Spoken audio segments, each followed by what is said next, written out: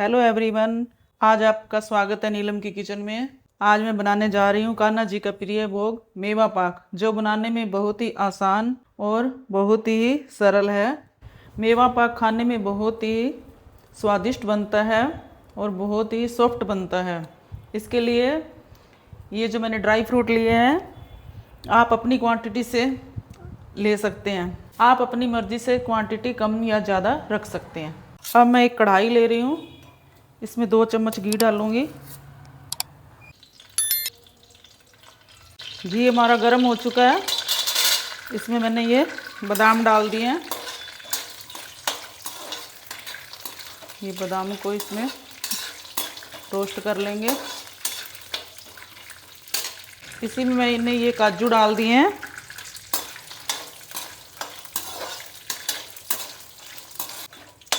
ये हमारे अब रोस्ट हो चुके हैं, अब इनको हम निकाल लेंगे।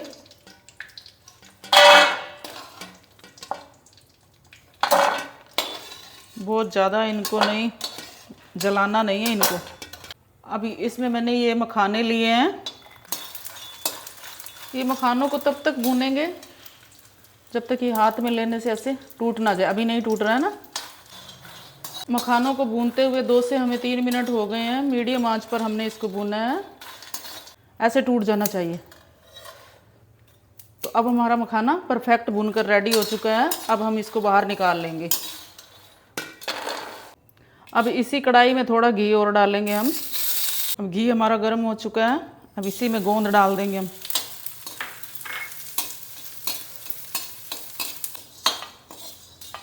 ये गोंद हमारा भून चुका है, अब इसको हम बाहर निकाल लेंगे। हमारे काजू बादाम मखाने और गोंद रोस्ट हो गई है। अब ये थोड़ा सा घी और लेंगे हम। बिल्कुल सिम आंच रखनी है। जो ये किशमिश है, अब ये किशमिश इसमें थोड़ी सी रोस्ट कर लेंगे। बिल्कुल सिम आंच पर इसको भूनेंगे। बस ये 2 से 3 सेकंड इसको भूनेंगे और बाहर निकाल लेंगे।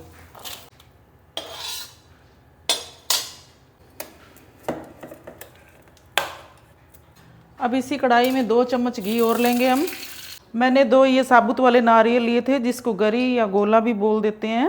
आधे को मैंने ये मिक्सी में पीस लिया था और थोड़ा सा मैंने ऐसे कद्दूकस कर लिया था।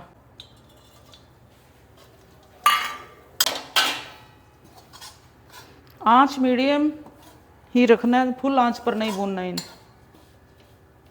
अब ये हमारा जो नारियल है वो अच्छे से भून गया। इसको भूनते हुए 2 से 3 मिनट लगे हैं।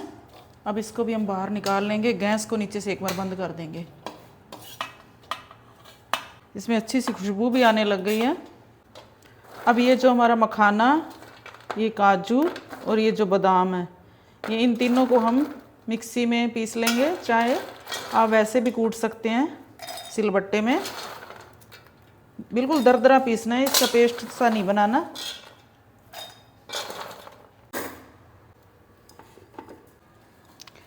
इसी तरह दरदरा सा पीस लेना है इसको। बिल्कुल बारीक पाउडर नहीं बनाना है इसका। हमारा सारा ड्राई फ्रूट पीस कर तैयार हो गया है। अब ये जो गोंद है हमारा, इसको सिलबट्टे में ऐसे दरदरा कूट लेंगे। मिक्सी में बिल्कुल पीस कर तेल सा निकल जाएगा इसका। ये हमारा दरदरा पीस कर तैयार हो गया। अब इसको भी इसी में डाल देंगे। और जो ये किशमिश है, इसको भी इसमें डाल, इसको नहीं पीसना।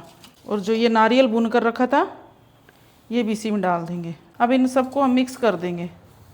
अब हम इसका एक नाप ले लेंगे इसकी चाशनी रेडी करने के लिए। ये ड्राई फ्रूट का 6 कटोरी मिक्सचर हमारा तैयार हो गया है। अब इसके लिए हम 3 कटोरी गुड़ या चीनी लेंगे। मैं गुड़ और चीनी मिक्स ले रही हूँ। अब हम इसके लिए चाशनी तैयार कर रहे हैं, जिसके लिए मैंने ये गुड़ लिया है और ये 1 कटोरी मैंने चीनी ली है। अब इसमें आधी कटोरी मैं पानी डालूंगी।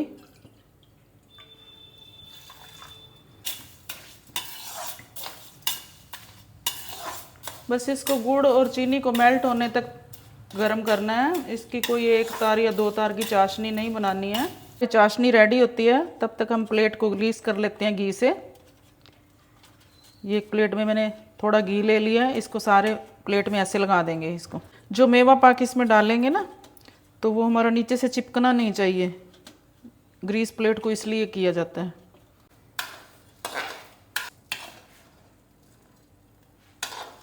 अभी इसको और पकाएंगे, अभी गुड़ घुला नहीं है हमारा अच्छे से। ये देखिए अब हमारा चीनी और गुड़ इसमें अच्छे से मेल्ट हो गया है।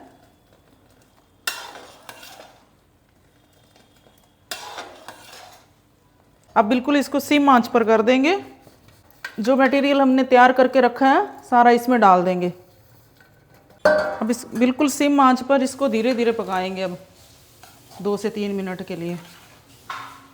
बहुत ज़्यादा भी नहीं पकाना इसको, बस ये गुड़ और चीनी का जो घोल है इसमें अच्छे से सेट हो जाए।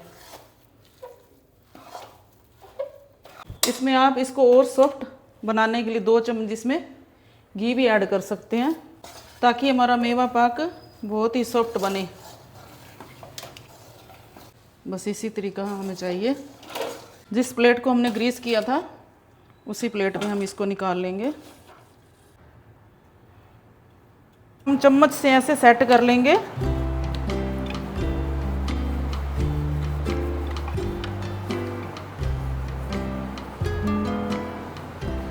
ये हमारा सारा सेट हो गया है। अब इसमें थोड़ा इलायची पाउडर डाल दूंगी मैं। ये थोड़े से मगज हैं, ये पंपकिन सीड है, थोड़ा सा नारियल का बुरादा है। अब ये मिश्रण हमारा ठंडा हो चुका है। अब इसमें हम कट लगा देंगे।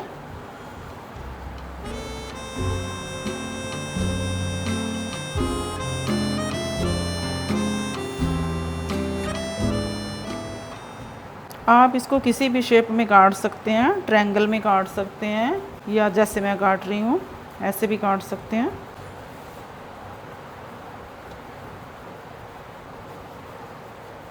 ये हमारा मेवा पाक बनकर रेडी हो गया है। अब इसको कुछ देर हम फ्रिज में और रखेंगे ताकि ये और ठंडा हो जाए और फिर इसके पीसेज आसानी से बाहर निकाल सके हम। ये मेवा पाक मैंने फ्रिज में आधे घंटे के लिए रख दिया था। अब इसको मैंने निकाल दिया है। अब इसके पीस मैं निकाल लेती हूँ।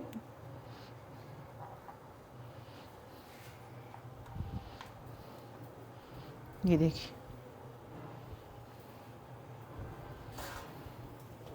अब एक एक करके सभी पीसेज को हम निकाल लेंगे।